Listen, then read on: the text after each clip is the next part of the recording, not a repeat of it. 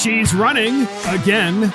This is Mark Fisher with Mark and the Millennials, and the millennial joining me today is, of course, Christopher Hopkins, our producer. This podcast is called She's Running Again, and we do have a Go Woke or Go Broke, and we have a lot of stuff to talk about during this podcast about campuses, college campuses in particular, the Rittenhouse campus, the University of Arizona, and then Matt Walsh went to a college campus and spoke there about his new book. But first up, she's running again. Stacey Abrams is running for governor once again. Not sure if you remember, podcast listeners, but in 2018, Stacey Abrams ran for governor of Georgia. And it wasn't just after she lost that she claimed that she was actually the governor and that she had the election stolen from her. But it was even before the election was held when she ran in 2018, when she made the allegation that the election was already being stolen from her. And if you want to know why or where or the genesis of the lack of confidence in American elections came from, it came from Stacey Abrams and the Steele dossier, without question.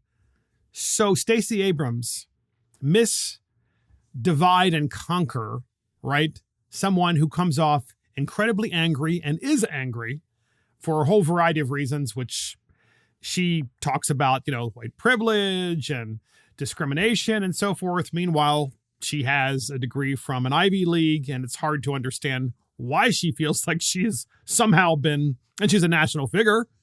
But nonetheless, she, of course, is the victim of white privilege, and she is running for the governor of Georgia again. She put out a new commercial because the election in Georgia for governor is in 2022, and she will have a rematch against Brian Kemp, whom she said in 2018 stole the election from her. Listen to how this uniter, yeah, sarcasm intended. The uniter that is Stacey Abrams, listen how she tries to unite people in her commercial. It's just unbelievable, especially if you followed her career thus far. We have this short clip that we've taken from her overall commercial for governor of 2022, and here it is. Folks who deserve to be seen and heard and have a voice. Because in the end, we are one Georgia. Regardless of the pandemic or the storms, the obstacles in our way, or the forces determined to divide us. The forces determined to divide us. And the only person in the gubernatorial race in Georgia that has tried to divide people is Stacey Abrams, because she is a disciple of Barack Obama, the ultimate divider. It's really fascinating, because you would think that you would want to win on your own merits. And when you do win, that you would want to bring people together, not just while you're running, but also after elected. That hasn't been her MO. You all know that because we've spoken about this before. Well, get this. In her tweet, where she tweets out, and this is just yesterday, okay? Yesterday, Stacey Abrams tweeted out this entire video. It's about 2.5 minutes long. It's a commercial, for her running for governor. She tweets out the video and she writes, "I'm running for governor because opportunity in our state shouldn't be determined by zip code, background, or access to power." So that really kind of misses the point, but sums up the Democrat Party, because that is, in effect, dividing people. You actually can get ahead in America, and you do have opportunity, lots of opportunity in America, no matter where you live. And that opportunity depends still largely, on the level of effort that you want to put into your life in getting up and out. And I know that there are just tons of people out there in podcast land who have started in very humble places in their lives, the way they grew up, and then the fact that they had to work their way through high school. Maybe they started a business out of high school. Maybe they went to college and they had to pay their way through college. Mom and dad didn't pay for their college. They had to pay themselves. And they never once said, it's because of my zip code that I didn't get as far as I wanted to. And yet here is someone, Stacey Abrams, who actually was allowed to go to and let into an Ivy League at a time when Ivy Leagues were trying to level the playing field and give more opportunities to people who were Black. And she's still saying, well, it's determined by your zip code, your background, or your access to power. And it just shows you that her very campaign, even for the 2022 race, is still about dividing people. It's the whole Democrat thing, right? It's the reason you're not ahead is because you are Hispanic, or because you are Black, or because of your zip code. And that really shouldn't be allowed, rather than being aspirational, that you want everybody to have an opportunity at a better life. And the way that you give them opportunity, the way that you help them at the starting gates of life, is to allow them to go to the school of their choice from K to 12, and you allow the dollars to follow them. That is really the very definition of opportunity, because then from that point forward, it basically is on you to do the necessary studying to get to that higher level that you want to get to, whether it's to go to college or whether it's to start a business and be an entrepreneur right out of high school, or whether you want to go into the trades. You know that you need to study, you need to apply yourself. But the Democrat Party and Stacey Abrams is saying, no, it doesn't matter if you apply yourself, and it really shouldn't matter how much work you put into things. It's really only about your zip code. That, by the way, ladies and gentlemen, is the very definition of Marxism, right?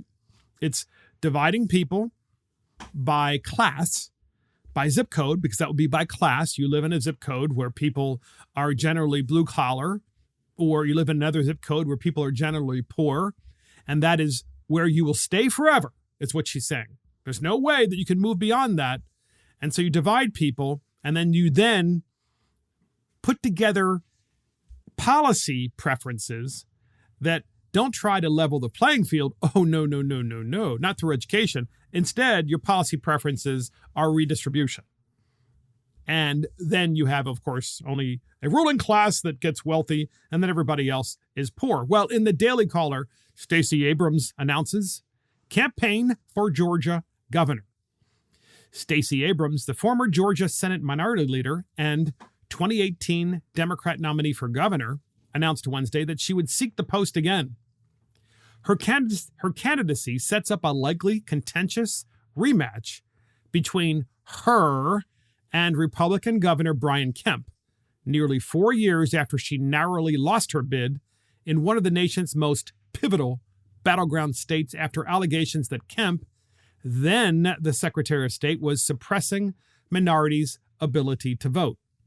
And by the way, the allegations were made by Stacey Abrams and picked up by the mainstream media. Abrams announced her campaign in a video, tweeting that opportunity in our state shouldn't be determined by zip code, background, or access to power. While both Abrams and Kemp must win their respective primaries before facing each other, Kemp may face a challenge from the Republican Party's right flank. Kemp came under fire from former President Donald Trump and his staunch defenders for refusing to overturn President Joe Biden's narrow victory in the state in 2020. He also refuted the former president's allegations of widespread voter fraud, further angering Trump's defenders. In the years since the election, former Democrat State Representative Vernon Jones, who left the Democrat Party and became a vocal advocate for Trump, launched a bid to oust Kemp while Trump continued to criticize the governor. Former Republican Georgia Senator David Perdue, who lost his seat 2 months after Trump lost the state, has also reportedly weighed a primary challenge. In other words, he's also thinking, former Senator David Perdue, of running for governor of Georgia as well. Trump even went so far as to suggest that he would prefer Abrams as governor, which is stupid, by the way. Makes no sense. Stacey, quote, "Stacey, would you like to take his place?" Trump said in September. "It's okay with me. And that's because, of course, of this ongoing feud between Trump and the governor of Georgia.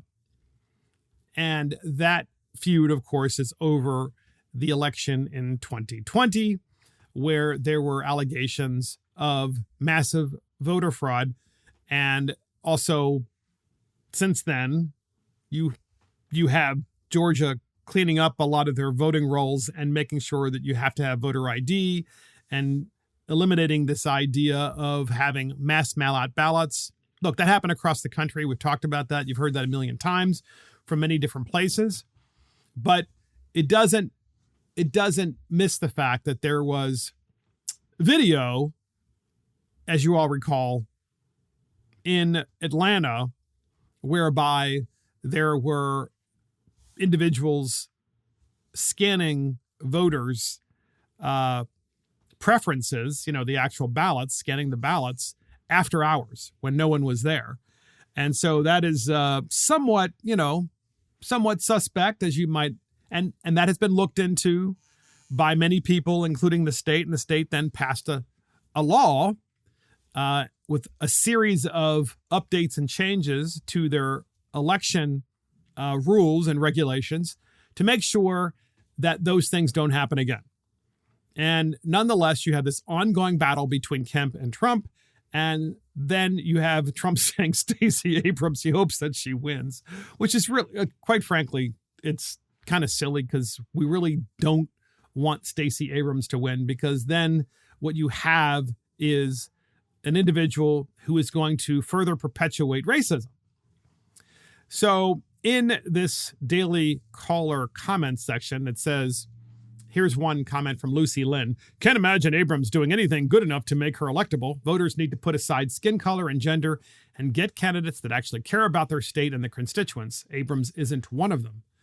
Another person named Totally Unbelievable says, of course she's going to run again. They figured out how to produce the extra ballots they need to win in Georgia. I think there's a pretty large percentage of Republicans probably in Georgia that do believe that too. And for a variety of reasons. John Smith says, shouldn't she announce she lost the first election? Which goes to something that's really interesting. Because podcast listeners, Stacey Abrams ran in 2018. And shortly after the election, she said that she was actually the winner of the election. And since then, she's maintained that she never lost the gubernatorial election in Georgia, which is why there's this very interesting alliance between Stacey Abrams and Donald Trump, because they both are saying pretty much the same thing. So in the Daily Wire, Stacey Abrams, I'm running for governor. And then Dan Crenshaw fires back, I thought you said you already were governor. So Stacey Abrams, of course, tweets out that I'm running for governor because the opportunity in our state shouldn't be determined by zip code and so forth, etc., which we've read already. And Dan Crenshaw retweets, wait, I thought you said you were already the governor. I mean, come on. And that is exactly right. Stacey Abrams has maintained since the day that she lost that she actually didn't lose and is still the governor. And this is really what's interesting, because it goes to your foundational beliefs of whether our elections are fair or not fair.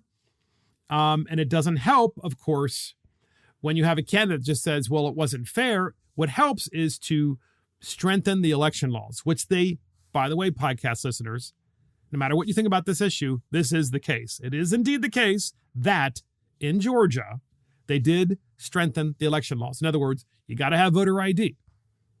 You can vote by mail, but you have to request the ballot. We're not going to have just like a mass mail out of ballots, and a number of other protections as well. And the Dropbox stuff, I think, has gone there, which I think drop boxes are a terrible idea, because you should either vote in person or you should vote by mail and then drop your ballot off at the election board or at the post office, but certainly not in some Dropbox that anybody can manipulate, and then ballot harvest. And of course, ballot harvesting is also illegal in Georgia. Well, in 2018, when Stacey Abrams was running the last time for governor, she went on The View. And she literally sowed the seeds of the mistrust of Georgia elections moving forward. And then, of course, has maintained that ever since she actually won the election. Well, here's Stacey Abrams on The View in 2018, sowing the seeds of distrust and division about elections in Georgia.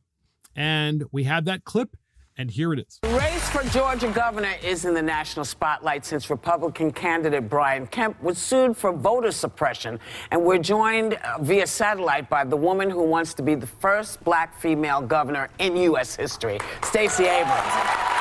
So good morning, Stacey. Good morning. So can you hear me? I can indeed. Excellent. So you're calling on your opponent to resign after an investigation found that he stalled 53,000 voter registrations because names don't exactly match each other. State ID forms, which is required under Georgia's exact match law. What do you think is going on here? Unfortunately, my opponent has been at this for several years. We sued him in 2016, and a federal judge found that he had illegally canceled 34,000 registrations using the exact same system. My worry is that he's using his position as Secretary of State to tilt the playing field in his direction, and that undermines the public trust in our democracy. So Whoopi Goldberg, of course, starts out there saying, and of course, she was given the question by Stacey Abrams because, Whoopi Goldberg is not the brightest bulb. So she was given the question to ask. She says, and Brian Kemp has this state, registration requirement for voters where you have to have an exact match of your ID. Well, yeah. So what does that mean? It means that when you have a driver's license or an identification that is issued to you by the state of Georgia, which, by the way, I believe is free if you can't afford it, not the license, but an ID if you can't drive. There is an ID number on there of some sort. It's either a license ID or an ID that makes your particular actual license, driver's license, unique. And that is what they want. That is what they want to see when you register to vote, to make sure what? That you're actually a Georgia resident. Because in order to get that ID from the state of Georgia, which is a driver's license almost always, it has and it's related to your what? Your home address. And when you have to give your home address, you're demonstrating that you are not just a Georgia driver, but you're a Georgia driver because you live in Georgia. And so when you fill out your application to actually go ahead and register to vote in Georgia, you just have to provide that ID. Should be pretty straightforward. I mean, I presume you could probably even copy the darn thing, but if you don't have a copying machine, which Stacey Abrams said a while ago, you need to have a copying. No, you just need to write the ID number down on the actual registration form. But what you heard there was, of course, Whoopi setting it up and saying, and it's Brian Kemp making sure that if your ID is wrong, like you put the wrong ID. Well, yeah, because you know what? There are a lot of people that do register to vote, and they do so fraudulently. And you know how they're caught? When they put down fraudulent ID numbers that don't match. There are also people that probably make an honest mistake and actually do live in Georgia and made an honest mistake and transposed one or two numbers. And you know what happens in those cases?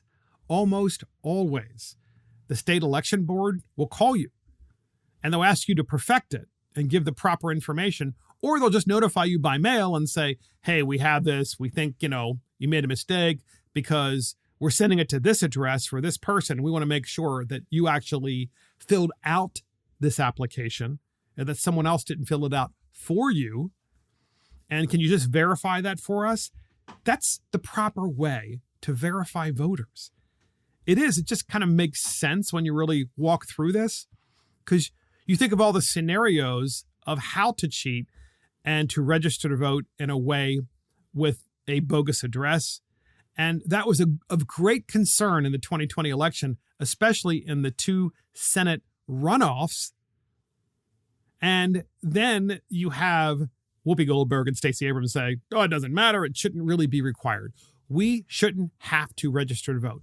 we shouldn't have to be required to show ID.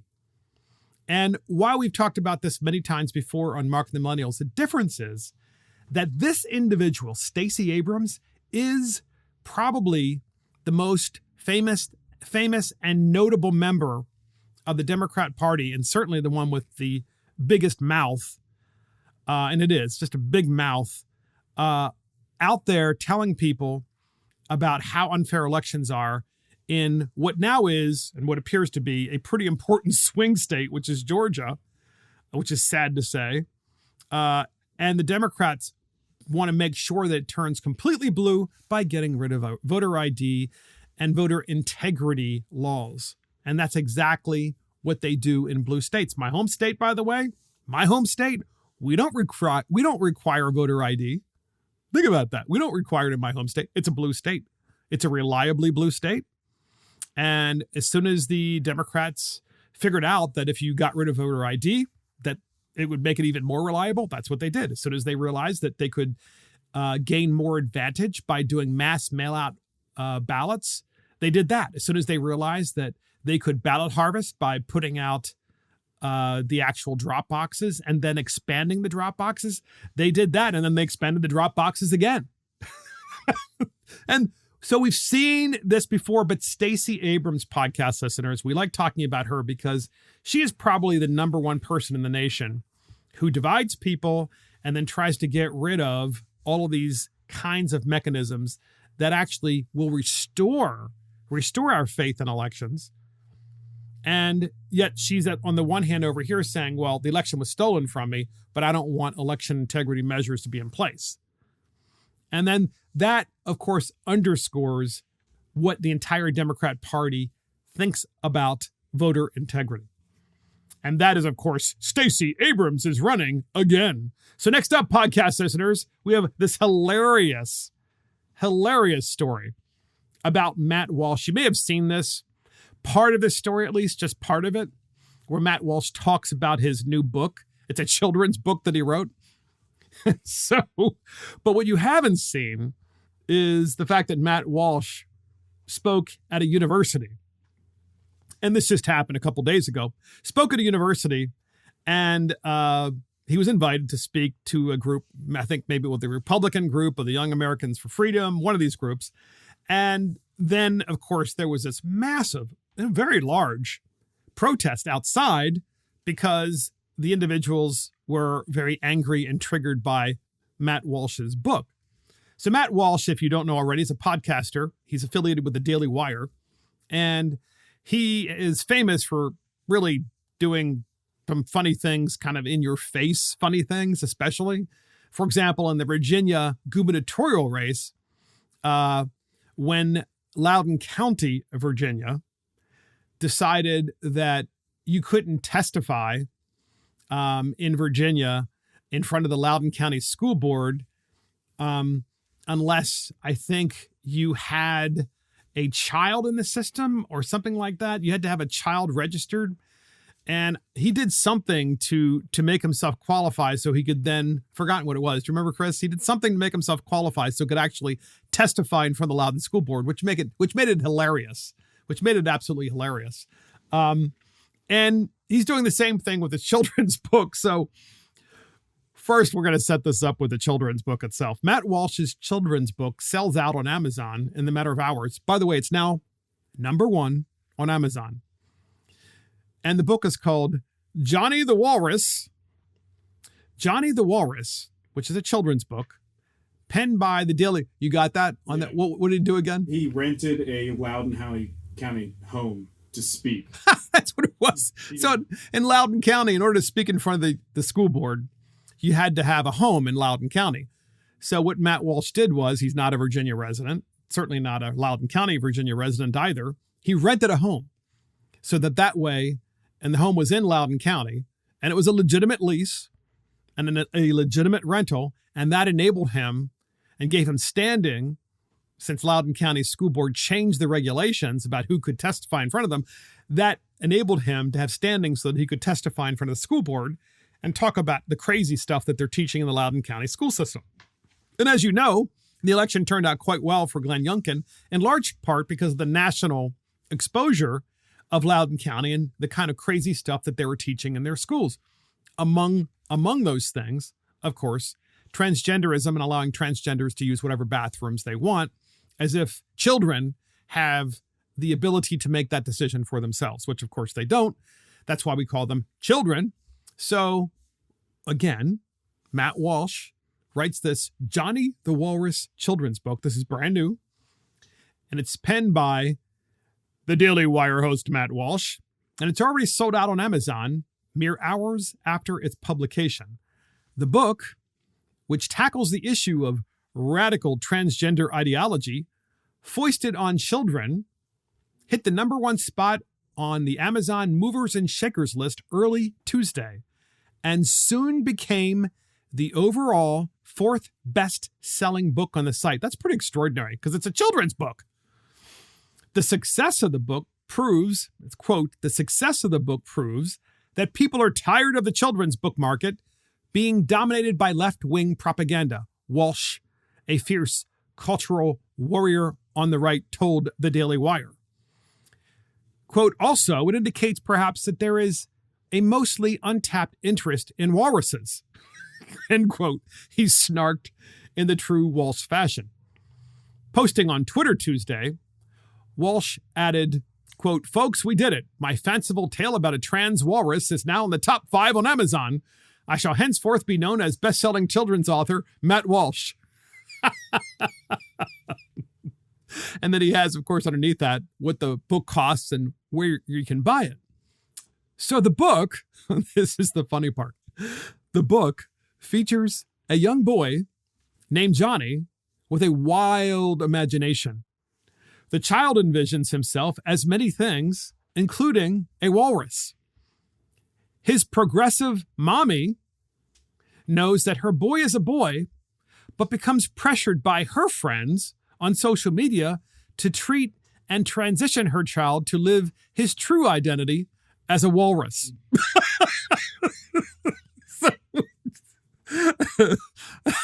Which is, I'm sorry, it's really funny. Quote, but will Johnny be happy in his trans walrus identity? Walsh said, read and find out. So, the book will teach children that there is a difference between reality and make-believe, and parents will learn that a child's imaginative whims should not be turned into a full-blown identity crisis.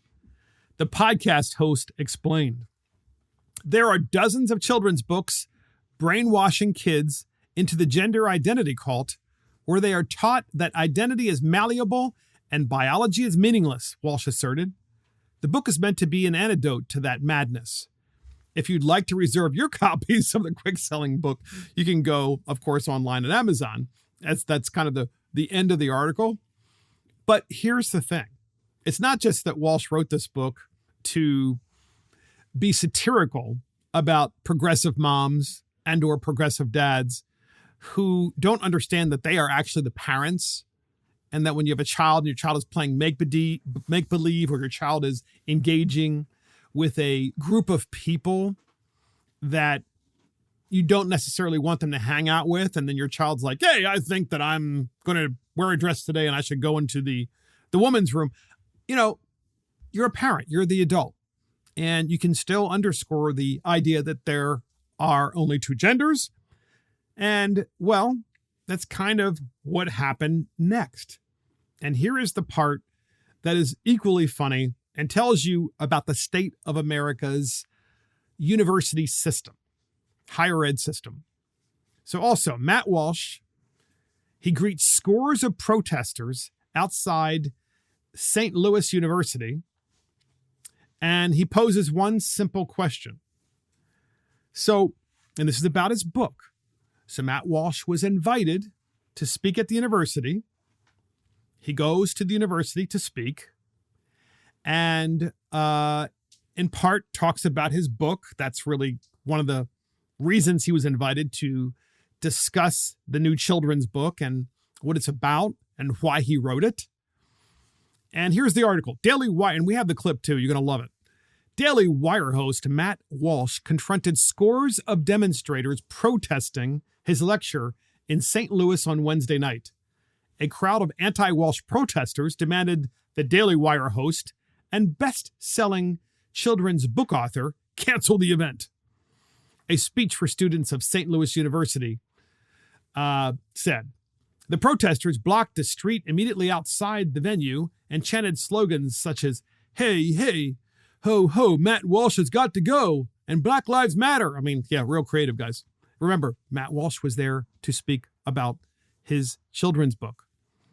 At one point during the protest, Walsh walked out of the venue, accompanied by law enforcement, to speak with the protesters. And there, as I said, there are quite a few of protesters there. Because you can imagine how a children's book that Matt Walsh wrote, making fun of the progressive mom and a kid with an imagination to be a walrus, and his mother's trying to say, okay, we're going to transition you into a walrus, would really trigger the left, which is, of course, the point. The Daily Wire host was met with boos, chants, and one man screaming, do not come over here. The crowd took several steps back as Walsh approached. And so here's where this clip is ideal, because Matt Walsh was inside of a theater, talking to a large audience about his book. And since these individuals were outside and they were yelling so loud, he's like, you know what, I'm going to go outside and I'm going to talk to these people. And of course, as he tries to have a conversation with them, they step away. And he has security around him because the campus, of course, had to provide security because, God forbid, you can't be a conservative on campus and not have security these days because, the left is so peaceful. He goes outside. Matt Walsh goes outside with the security and he starts talking to them.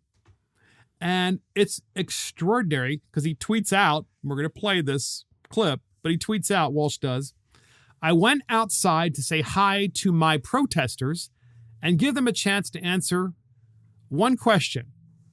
What is a woman? And they declined to answer. In fact, they stepped back and they just screamed more because that's what the left does. They're so podcast listeners, they're so triggered. They're so triggered by this book. They're like, no, there are more than two genders. Well, anyway, we had that clip and here it is. I can be here if I want to be here. Hey, can anyone tell me what a woman is? That was my challenge. Can you define the word woman? Any of you? That's not your body. It's the baby's body. So he's talking about his book, and the theme of his book is that there are only two genders. And you heard the people in the background, my body, my choice. Yeah, it's your choice to become whatever you want to, but there are still two genders, and that's it. So, quote, in the article, quote, my favorite part was when the guy shouted, do not come over here. And then I came over there and he backed away, Walsh added. Quote, this is no way to treat a children's book author, Walsh said. The Young America's Foundation posted another video showing Walsh approaching the crowd of protesters while they backed away as well. Walsh's lecture sparked controversy long before the protest formed. In the days leading up to the event, Walsh's lecture was blocked from taking place first on campus, then inside a church, as the Daily Wire reported. So apparently, the St. Louis University wouldn't even allow that to happen. So it appears, although I'm not certain, that he may have ended up having it in a church and then he walked outside, or a church that was really adjacent to the campus. In any event, didn't matter. Protesters still showed up because they're so triggered, not just about the First Amendment. They can't handle the First Amendment, but also they're triggered because of the simple fact that someone is actually teaching children of all people, that there are boys and that there are girls, and creating that baseline for children that is so very important for a happy life. And so good for you, Matt Walsh. Excellent job. So next up, podcast listeners, Space Force, created by Trump, by the way, Space Force says U.S. satellites are attacked on a daily basis. So you know what's interesting about this? We're going to read part of this article in a minute, but Trump created Space Force. And at the time, I'm not sure if you remember, a lot of people made fun of this idea of creating an entire new agency in the military. You know, you got the Army, the Navy, the Marine, you go down the list, and they're all very important, of course. And then Trump created Space Force, and people thought, well, that's just so stupid. Why would you do that? And even Jen Psaki made fun of it at one point in one of her press conferences, we're not sure we're going to fund Space Force. I mean, how stupid is that? Literally, that was what she was inferring. Well, guess what, podcast listeners? And this should be of great concern. I mean, great concern. In the New York Post, Space Force General says U.S. satellites are attacked on a daily basis. A Space Force general said American satellites are attacked by adversaries every day in ways that flirt with acts of war, and the U.S. will lose a space arms race if it doesn't take action. China and Russia, what a surprise. China and Russia regularly strike U.S. satellites with lasers, radio frequency jammers, and cyber attacks, General David Thompson told the Washington Post in an op-ed published Tuesday. Quote, "The threats are really growing and expanding every single day, and it's really an evolution of activity that's been happening for a long time," said General Thompson, Vice Chief of Space Operations in the new military branch. Quote, "We're really at a point now where there's a whole host of ways that our space systems can be threatened." Thompson disclosed a 2019 incident when a Russian satellite flew so close to a U.S. national security satellite that authorities believed it could be an offensive. But the spacecraft backed away and tested a projectile, according to the op-ed. In other words, the Russian spacecraft was just testing to see how close it could get without the U.S. reacting and responding, and then tested a projectile, the Russians did. Obviously, the purpose of the projectile eventually would be to destroy the U.S. satellite. Quote, it maneuvered close, it maneuvered dangerously, it maneuvered threateningly so that they were coming close enough that there was a concern of collision, he reportedly said. So clearly, the Russians were sending us a message. Despite Russia's bluster, the Chinese were well ahead of their neighbors when it came to fielding operational systems at an incredible rate, the general told the paper at the Halifax International Security Forum earlier this month. The conference opened just days after a Russian anti-satellite weapon, a test, destroyed an obsolete Soviet-era satellite, sending debris flying towards the International Space Station. Several months earlier, China launched a nuclear-capable hypersonic missile into low orbit, a move that a Pentagon spokesman said would only increase tensions in the region and beyond. Thompson told the paper that China is now sending satellites into space at twice the rate of the United States and will soon surpass the country in its orbital output. Quote, "We are still the best in the world, clearly in terms of capability. They're catching up quickly," he said. "We should be concerned by the end of this decade if we don't adapt."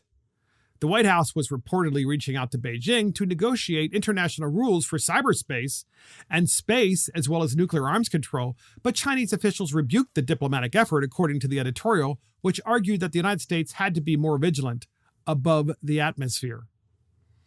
The deployment of many relatively low-cost satellites around space assets would better position the United States in the event of a space war, Thompson reportedly proposed. Thompson did not confirm or deny if there had been any serious attacks on U.S. satellites, reportedly explaining that such an event would be classified information and he would not be able to discuss it. So obviously this general has put this information out there in an opinion piece op-ed of the Washington Post for the purposes of warning the country about where we stand. And you have the Biden administration that's saying, well, what we really need to do is to negotiate an agreement, about how we're going to conduct and comport ourselves in space. So folks, why does this matter? Well, it matters because you really can't use the most advanced weapons unless you have the ability to see from space whom you're shooting at and where they are, and locating things specifically via GPS, as well as your ability to be able to eavesdrop on what the Chinese are doing. And by the way, not just militarily, but also how they're destroying their own environment. You see that as well. I mean, it's worth knowing these things. And the Chinese realize, you know what, if we can just take out, the Russians do too, of course, but the Chinese are way ahead than farther ahead than the Russians. The Chinese realize that if we can just take out America's key defense satellites and spy satellites, then America is essentially blind, and they would have to fight a war blind.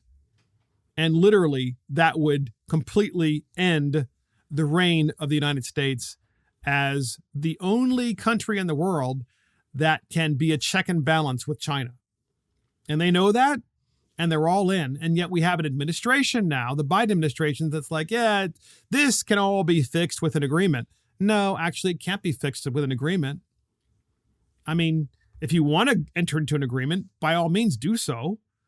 But do you really think that agreement is going to be followed by the Chinese? If they're more advanced than we are, and they realize they get to a point where they can take out our satellites and they can engage in cyber war with us, with our satellites, and they can engage and use lasers and then destroy the satellites, why wouldn't they do it?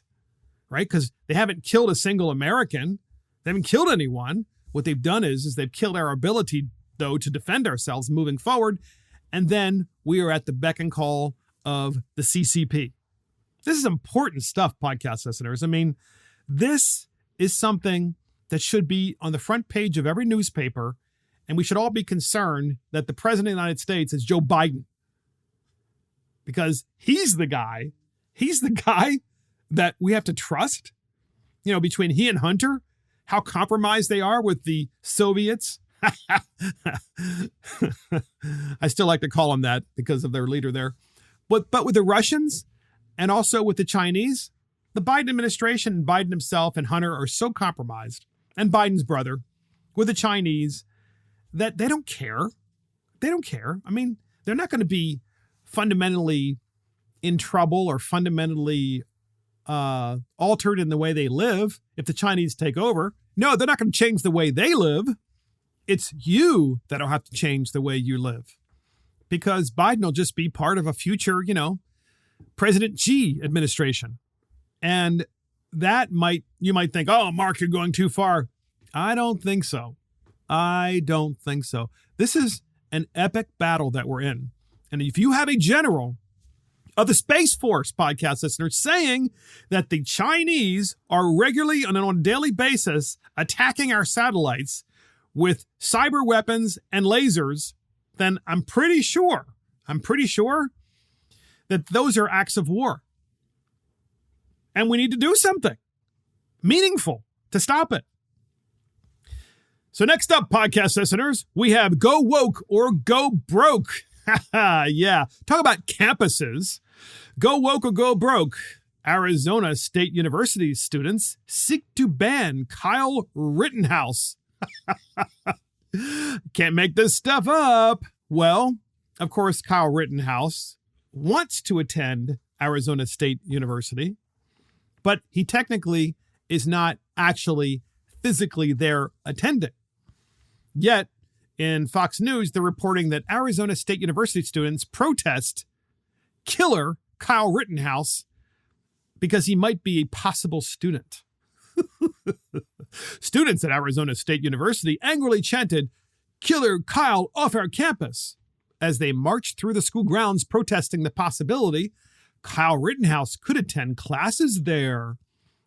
Quote, I'm marching because Killer Kyle should not be going to this campus, one student, Farha, told Fox News. That is white supremacy at its peak, and it does not belong at ASU. Rittenhouse shot and killed 2 men and injured a third during unrest following the August 2020 police shooting at Jacob Blake, in Kenosha, Wisconsin. The team was acquitted of all charges in November. The Arizona state protesters, led by Students for Socialism, were met with opposition from students who supported Rittenhouse. Well, podcast listeners, we actually have a clip from this, and these are the protesters. You're going to just love what they say. We had that clip, and here it is. Kyle off our campus! Kyle off our campus! Not guilty! Not guilty! Lock him up! Lock him up! Lock him up! I'm marching because Killer Kyle should not be going to this campus. That is white supremacy at its peak, and it does not belong at ASU. I don't know if you like murderers on your campus, but I personally don't.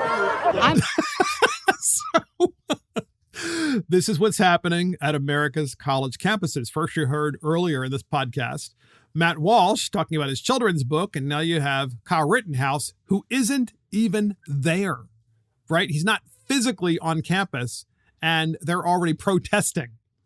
So, in The Guardian newspaper, Arizona students seek Kyle Rittenhouse removal from online nursing classes.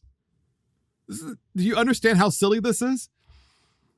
They want him, the students want him removed from taking an online nursing class. He's not even physically there. A small but vocal alliance of left-leaning students at Arizona State University is demanding Kyle Rittenhouse be removed from online classes despite the teen's acquittal this month on charges of murdering 2 men and injuring another during protests for racial justice in Wisconsin last year. The 18-year-old has been celebrated in right-wing circles after a jury decided he acted in self-defense when killing and wounding the men in Kenosha in August 2020. Rittenhouse told the court he had enrolled in nursing classes at ASU. Probably shouldn't have done that, by the way, but, he's an honest kid, you can tell. An investigation by an Arizona TV station, 12 News, revealed Rittenhouse was actually taking a virtual class, not attending in person. Nonetheless, members of groups called Students for Socialism, Students for Justice in Palestine, the Multicultural Solidarity Coalition, and Mecha de ASU, I guess, what is that, House of ASU? I'm not really sure. Want university officials to withdraw Rittenhouse from class and ban him from campus. In other words, he can't take online courses either. Oh my gosh. Quote, our campus is already unsafe as is, and we would like to abate this danger as much as possible, a spokesman for Students for Socialism told Fox News in a statement. I just wish that the student that said this, the student says, our campus is already unsafe. I just wish that the same student that said that, the media followed up with the question like, well, why is your campus unsafe? What makes it unsafe? And because if your campus is unsafe, then maybe you need more police officers on campus. Then, quote, the goal of these demands is to let the ASU administration know that we do not feel safe knowing that a mass shooter who has expressed violent intentions about protecting property over people is so carelessly allowed to be admitted to the school at all. Can you imagine the level of brainwashing that it would take to say something so stupid? And remember, this is somebody that's at a university, so they're supposed to be learned. And so the idea that someone that is at a university would say something so stupid shows you what these universities are turning out. Because God forbid if a professor ever takes on that student, because the same student that just said that is going to say the same thing in class, and the professors are probably terrified of taking on the students. I mean, I remember going to college, and I remember when you challenged a professor, the professor loved it, but the professor would challenge you right back. And at the end of the day, as long as you were debating in a civil way, it was welcome. But if you crossed the line and you started impugning someone's character, or, you started just going apeshit crazy, then the professor would, it's like, you're out of here. But now today, the professor would be canceled for trying to just take control of his class and say, hey, I am the professor, but they won't do it because they actually agree. Many gun control activists consider a mass shooting to be any incident in which at least 4 people are killed or wounded, not including the shooter. So a mass shooting is any incident. The ASU Alliance was planning a, quote, killer off our campus, end quote, rally at the university's Tempe, Arizona headquarters on Wednesday. It was unclear on what grounds Rittenhouse, who was described last week as a really nice young man by Donald Trump, during a visit to his Mar-a-Lago resort in Florida, could be removed from the ASU nursing course. But you know what? They will probably try to find a way.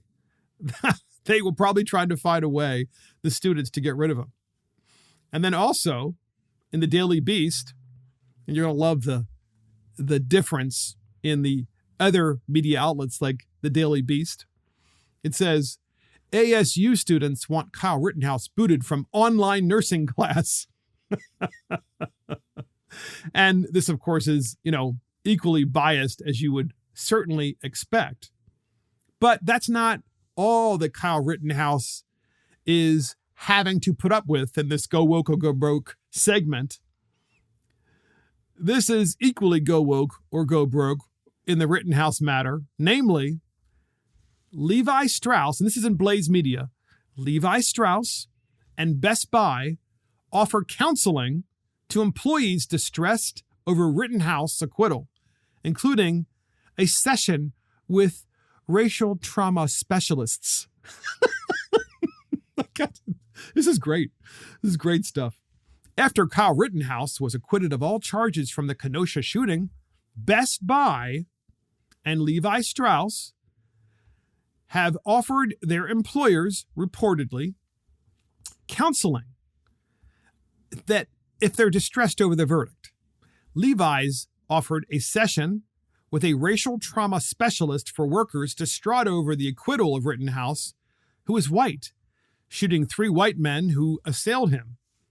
Elizabeth Morrison, Levi's chief diversity, equity, and inclusion officer, sent an email to employees of the San Francisco-based clothing company following the Rittenhouse verdict in Wisconsin.